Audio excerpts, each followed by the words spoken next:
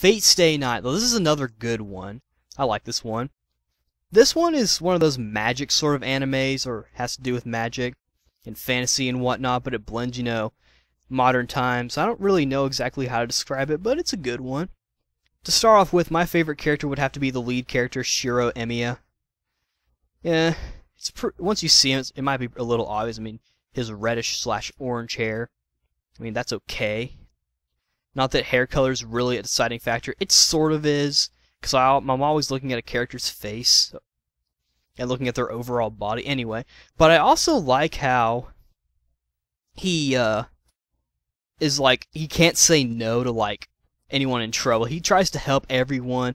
He's like reckless, stubborn. He'll do stuff that most people probably won't do to save people. And that's a nice quality, I suppose, helping people.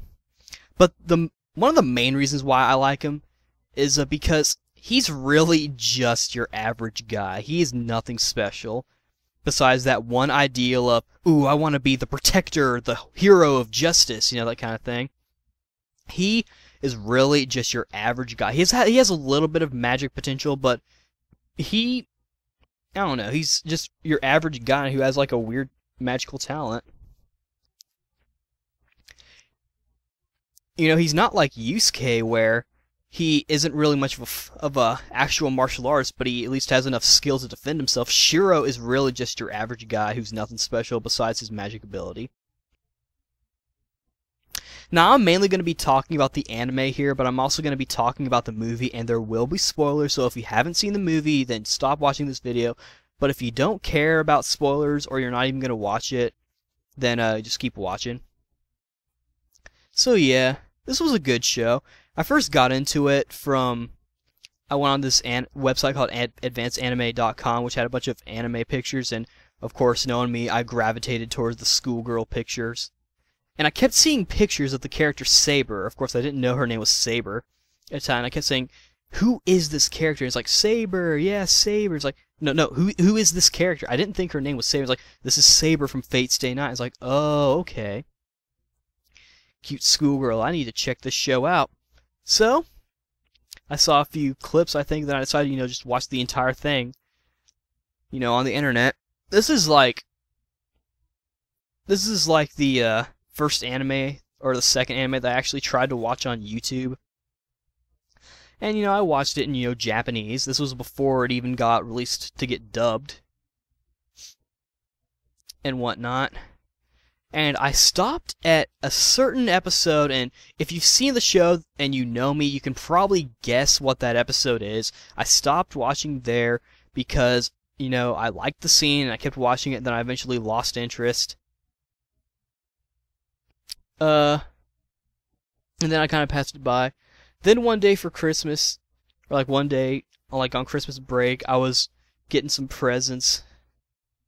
And, I was at Best Buy and I saw Fate Stay Night, the complete set. I was like, oh, that's cool, I should buy that. So I bought it, and that was just a Christmas present. Got it, and then, I don't remember what happened, but Transangel and I decided to watch it. And we watched it in English. And we started from the beginning. And we finally did get to the part that I left off at, but that was really, just like, that was almost a middle part because it took so long for us to get there. And of course in the visual novel it takes even longer. But, and then, we watched the entire series, and he and I are both fans, and, we both downloaded the game and whatnot. It's a pretty good series. It's got some action moments in it. It's got some nice music at times, and the voice acting's pretty good too, in both English and Japanese. If you watch the Japanese version and then the English version, it might be a little awkward and you'll probably laugh at it, but really just because it sounds so different. I'm not saying that they don't fit, it's just that, they sound sort of different from each other. They all fit, though. And, it's a good show. And so, yeah, Saber. Obviously, she's one of my favorite characters as well. And I have seen her outfit. I think she looks pretty good that way with her white shirt and, the ribbon and the skirt. Though, I don't really understand why they designed her that way. I don't know. It almost seems like that's something I would come up with. It's like, okay, let's make the hottest anime girl in my opinion. Not in everyone else's opinion, in my opinion. Oh yeah, that's a good design. I mean, I don't know. I kind of see what they were going with because, I mean, she is a queen, or technically a king, quote unquote. And I suppose she has to look, prim and proper and whatnot. I'm not trying to sound like a fashion person, like, oh, her outfit makes her look like she's really conservative and shy.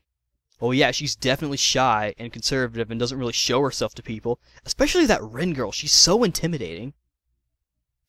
Anyway, the series itself was pretty good, and from what I've seen in the visual novel, it follows the main storyline, the first storyline you play when you do the visual novel pretty closely. I heard that there's some stuff they added in, but it's nice. And it ends, in a nice way. I actually watched the last episode, or clips of the last episode, before I even continued watching the series, so I didn't really have an idea. So I figured out about Kotamine being like a bad guy. It's like, oh, that's interesting. Making, the guy who's sort of like the ringleader and the organizer of the whole thing, the villain. And of course he gets Lancer. Once I saw the rest of the series, everything sort of made sense. And, it was a good show. After doing some research, I figured out about, Archer and whatnot. And, I like the series. It's fun to watch. And it's definitely an interesting one. Now, let me go on to the movie. That was a pretty dang good movie. It was animated well. Everything was smooth and whatnot. I tried to download it so I could watch it in HD, but, my little computer couldn't handle it. So that was a bit of a problem, but that's okay. I just watched it on the internet sub. It took forever, though. There were like friggin' 4 or 5 or 12 parts, I think, to each one. I mean, it is a movie, so it's pretty dang long. This movie was actually pretty good. The music was good, and there were a lot of intense moments, which I'll get to in a minute, which will also explain the main reason why I like Shiro. A lot of stuff happened, too, that I didn't really expect. I already knew about the whole Archer thing, how, oh, he's the future version of Shiro, or he's a literal physical image of what Shiro strives to be, and he's trying to say, oh, don't be like me. It sucks worrying about every little person. Some people can't be saved. Shiro's like, fuck you, I'll do what I want. And, I don't remember exactly a lot of the parts that sort of surprised me, but one part that did surprise me, which probably wouldn't surprise most people, was a scene where, Gilgamesh, he kills Elia. It's like, wow, that's intense. I did not see that. I thought they were just going to leave her alone. I didn't know that they were going to kill her. Of course, once you think about the overall picture, it makes sense, because if she's the one who's sort of the carrier of the whole thing, they were trying to find like a carrier. They were trying to take her heart out, which they do. Then Ren and Shiro bury her. And I already knew about the whole Ren doing the little command thing to get Saber under her control and make her servant. I already knew about that. I mean, I read about that. And all that good junk. But one of my favorite parts is the fight scene, particularly the ones that involve Shiro. And especially the one with, Shiro and Archer, like, which is a bit of the climax and sort of the key point. I love that because that's almost like a metaphor for arguing, because of what, not really a metaphor, but it's sort of like one, because they are arguing about, like, Archer's like, you can't save everyone, you have to make a few sacrifices here and there, and Shiro's like, no, I will save everyone. The acting's real intense, everyone's yelling, the fighting's a lot, there's a bunch of sparks, but Shiro, he just keeps going and going, he's that stubborn. And then finally, he breaks Archer's weapon and kills him. This regular guy kills a servant. If you don't know about, even for someone who doesn't know about the series, thinking about it, I mean, that's not necessarily like, a regular human killing a Super Saiyan or anything like that, but, I mean, it's like, a regular person killing, a really powerful end boss or something, I don't know. And that's why I think it's so